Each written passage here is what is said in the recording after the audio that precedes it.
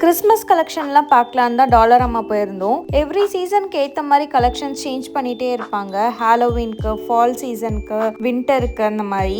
Christmas collections எல்லாமே ரொம்ப சூப்பராக இருந்துச்சு. எனக்கு கிறிஸ்மஸ் ட்ரீ வைக்கணும்னு ரொம்ப ஆசை. நான் லாஸ்ட் இயரே கேட்டுட்டு இருந்தேன். பட் இங்கே எங்களுக்கு ப்ராப்பராக ஸ்டோர் பண்ணுறதுக்கான பிளேஸ் இல்லைன்றனால நாங்கள் அது வாங்கலை. நாங்கள் இந்தியாவில் இருக்கும் போது எங்கள் வீட்டில் நாங்கள் ட்ரீ வைப்போம். எனக்கு அது ரொம்ப பிடிக்கும். அந்த சீசன் வந்துச்சுனாலே ரொம்ப ஜாலியாக இருக்கும்.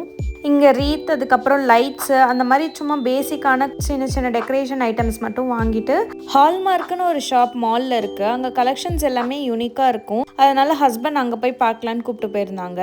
அங்கேயுமே கிறிஸ்மஸ் டெக்கரேஷன்லாம் பண்ணியிருந்தாங்க. ட்ரீஸ் வச்சுருந்தாங்க, சாண்டா கிளாஸ் இருந்தாங்க. நம்ம வேணும்னா போயிட்டு பிக்சர்ஸ் எடுத்துக்கலாம்.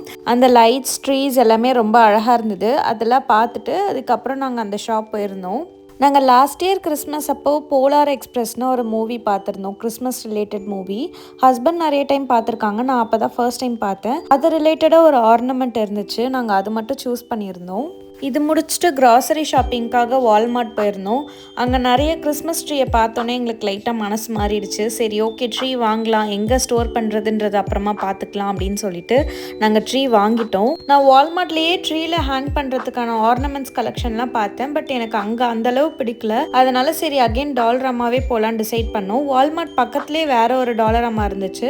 ஹஸ்பண்ட் அங்கே ட்ராப் பண்ணிட்டாங்க. அவங்க காரில் தான் இருந்தாங்க. நான் தான் போய் வாங்கிட்டு வந்தேன். தனியாக விட்டால் நம்ம சும்மா விடுவோமா? எனக்கு என்னென்னலாம் பிடிச்சதோ எல்லாத்தையும் அள்ளி போட்டு கொண்டு வந்துட்டேன். எனக்கு இந்த கேண்டி, அதுக்கப்புறம் ஸ்னோ டால், அப்புறம் ஷூ மாதிரிலாம் நிறைய ஆர்னமெண்ட்ஸ் இருந்துச்சு. எனக்கு அதெல்லாம் ரொம்ப பிடிச்சது. எனக்கு ட்ரீ பிக்சரில் பார்க்கும்போது பெருசாக இருந்த மாதிரி தான் இருந்துச்சு.